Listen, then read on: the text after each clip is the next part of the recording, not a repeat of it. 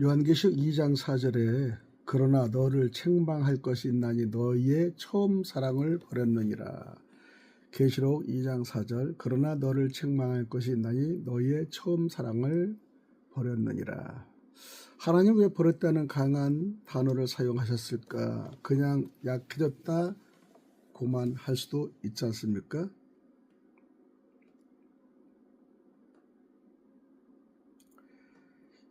요한계시록 2장 5절은 그러므로 어디서 떨어진 것을 생각하고 회개하여 처음 행위를 가지라. 만일 그리하지 아니하고 회개치 아니하면 내가 내게 임하여 내 촛대를 그 자리에 옮기리라. 촛대가 옮겨진다는 건 단순한 교회의 자리가 바뀌는 걸 의미하는 걸까? 아니면 하나님과의 관계에 어떤 근본적인 변화가 생긴 뜻일까? 그러네요.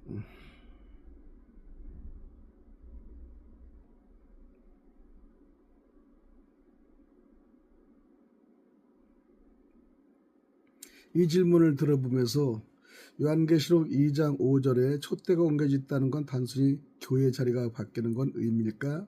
아니면 하나님과의 관계에 어떤 근본적인 변화가 생긴다는 뜻일까? 한번 생각해 보면요.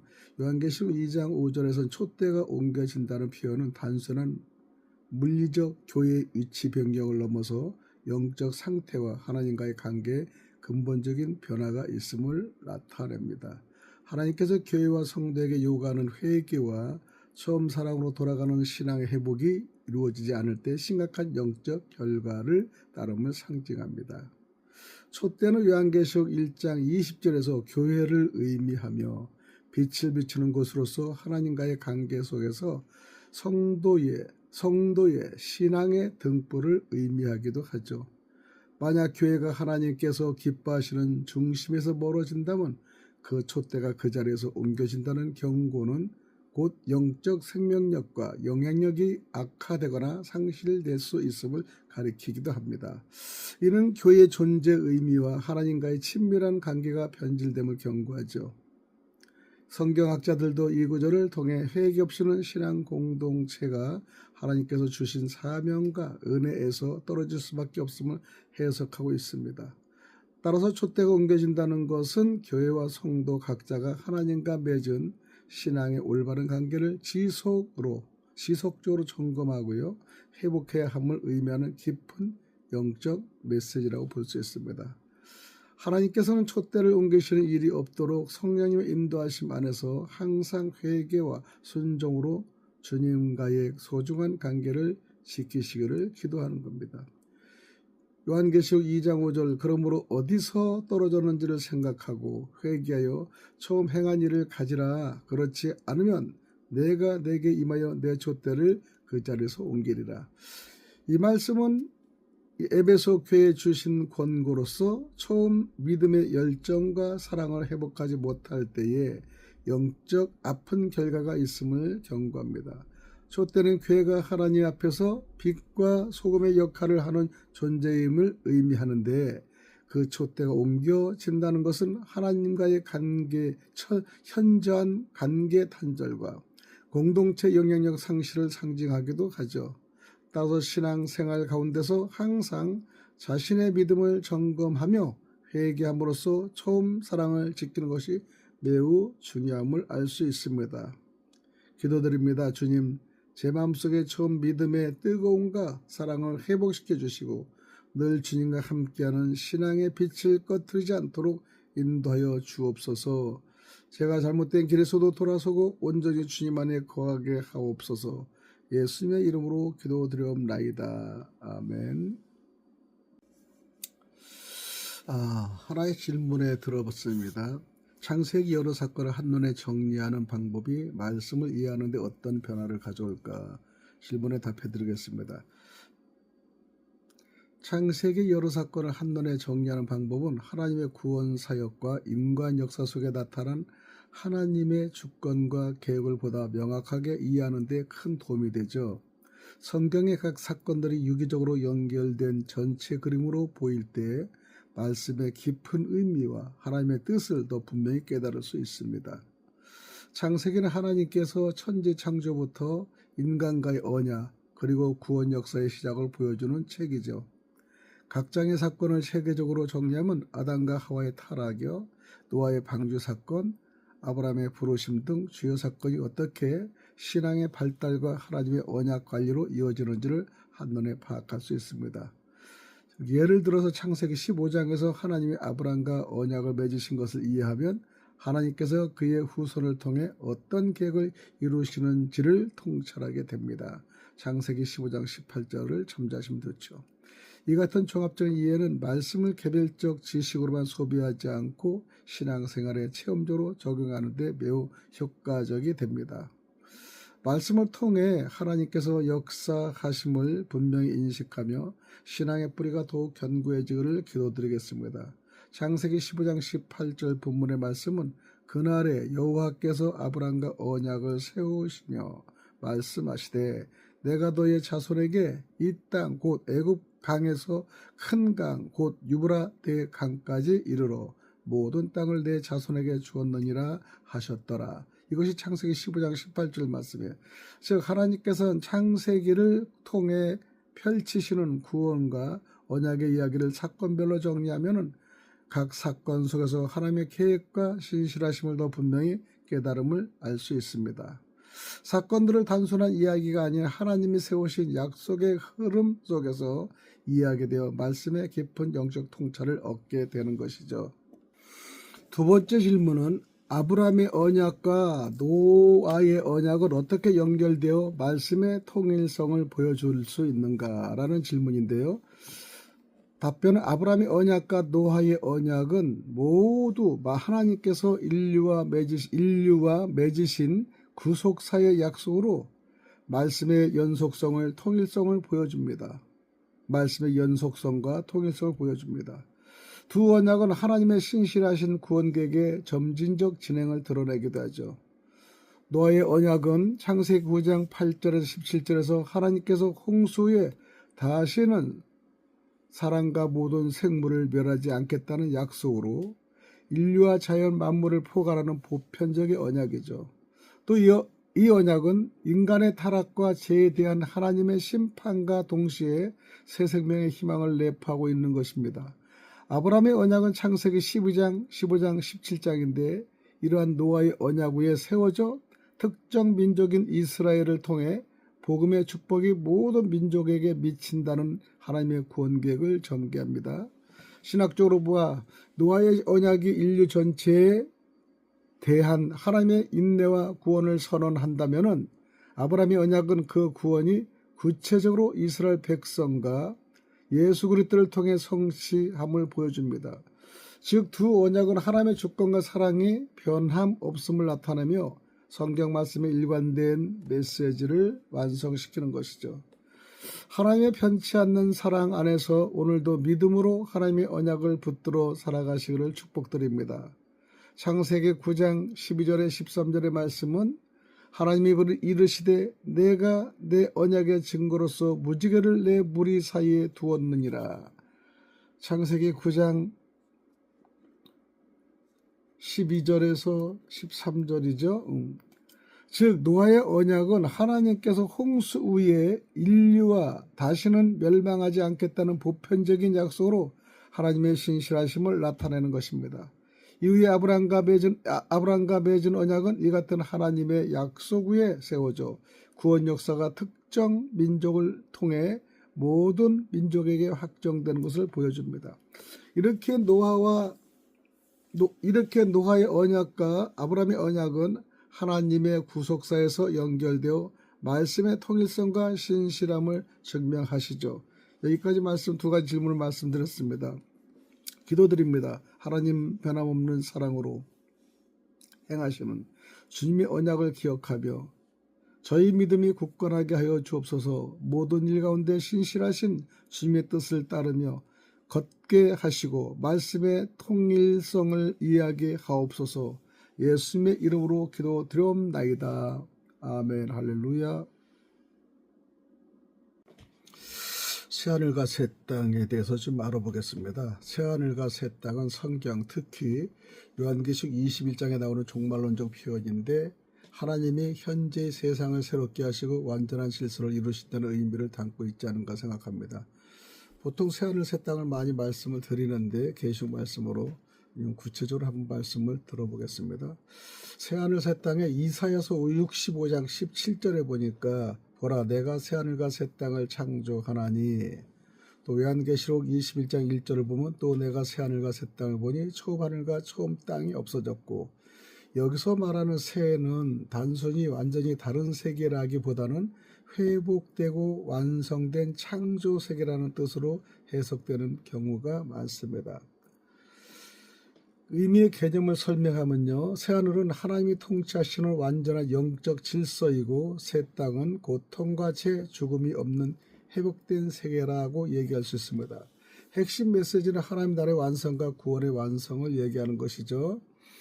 그러면 신학적 해석에서 보통 정통이라는 것과 정통이라고 하는 기독교에서 해석은 세상의 종말 이후 하나님의 창조를 새롭게 하신다라는 의미를 가지고 있고요.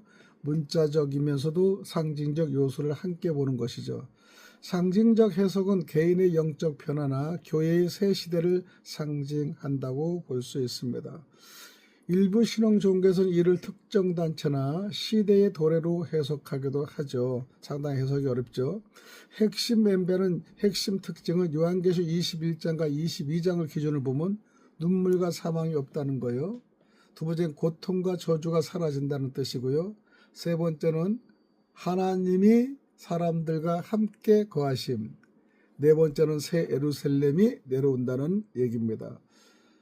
그러면 새하늘과 새 땅의 전통적 해석에 대해서 말씀을 드리겠습니다. 요한계시록 21장 22장과 이사야서 65장 66장을 좀 참조하면요, 하나님이 역사의 마지막에 창조 세계를 새롭게 하신다는 약속이고 단순한 영적 비유가 아니라 실제적 우주적 회복을 포함하는 것이죠. 현재 하늘과 땅은 죄로 인해 타락한 상태입니다. 최후 심판 이후에 하나님이 새롭게 변화시킨 창조 세계가 도래된다는 의미도 있죠.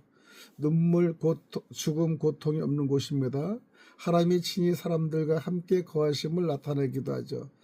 새의 의미는 헬라어로 카이노스인데, 새의 의미는 카이노스, 완전히 다른 것보다는 질적으로 새롭게 된 것, 즉 갱신 회복을 얘기하죠.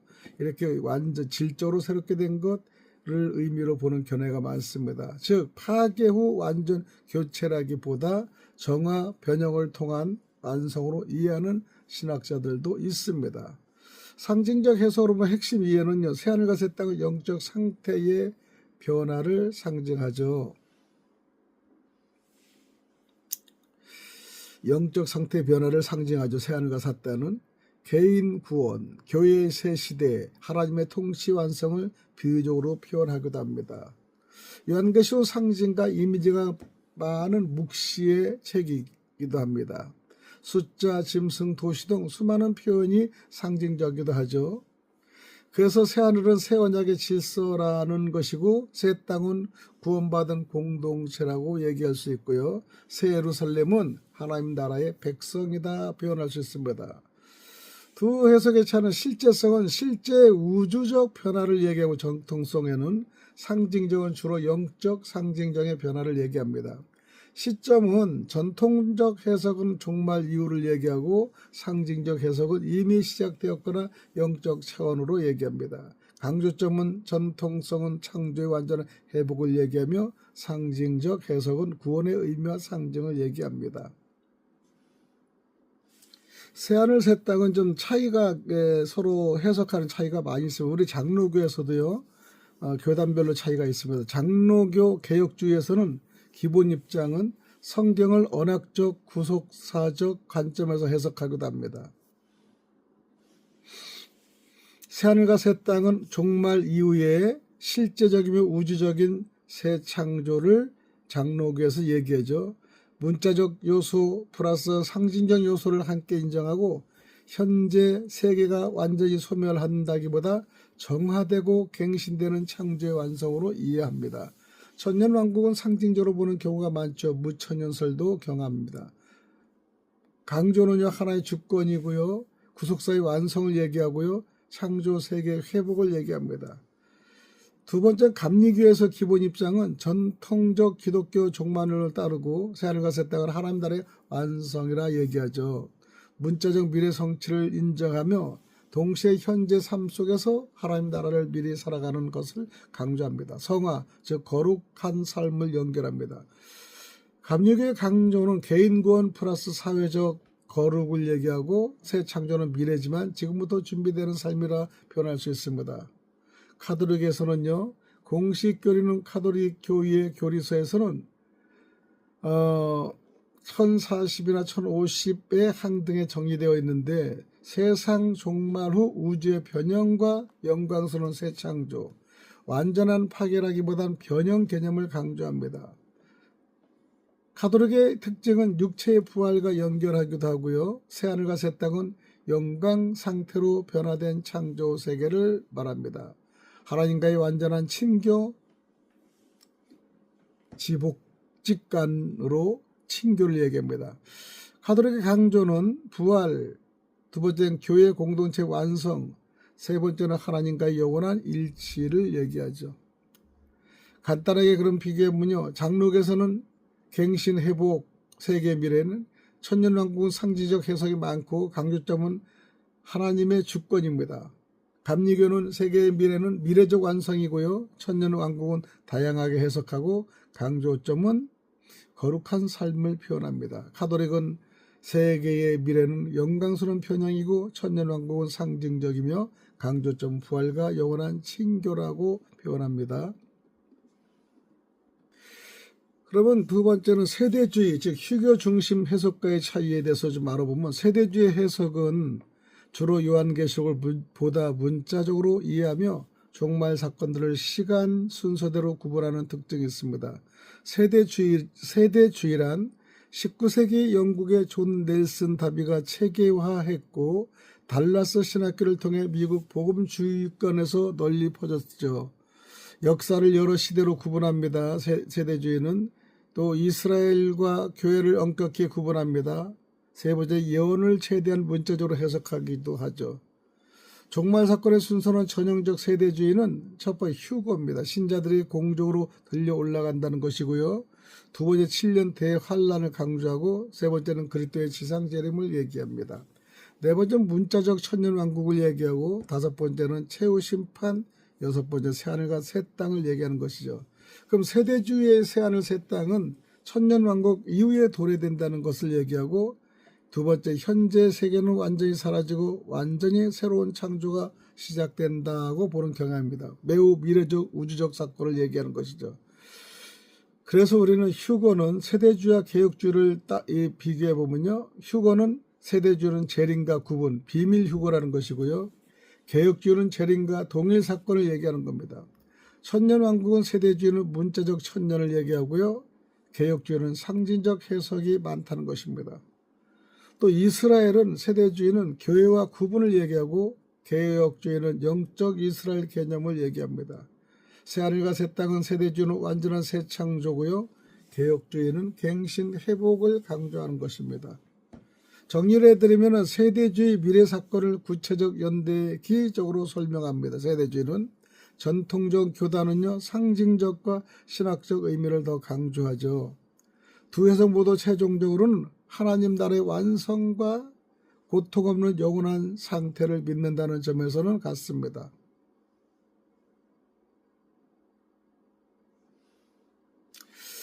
그러면 기도드리겠습니다. 사랑과 은혜의 하나님, 오늘도 저희들을 지켜주시고 인도하심에 감사합니다. 저희 마음을 새롭게 하시고 염려와 두려움 대신 믿음을 주시며 어떤 상황 속에도 주님을 신뢰하게 하소서. 저희의 생각과 말과 행동이 주님의 뜻에 합당하게 하시고 주변 사람들에게 위로와 빛이 되게 하옵소서. 새하늘과 새 땅의 소망을 바라보며 오늘 하루도 감사와 순종으로 살아가게 하시고 제 삶이 주님의 영광을 드러내는 도구가 되게 하소서. 예수님의 이름으로 기도드리옵나이다. 아멘. 할렐루야. 여기까지 말씀을 드리겠습니다.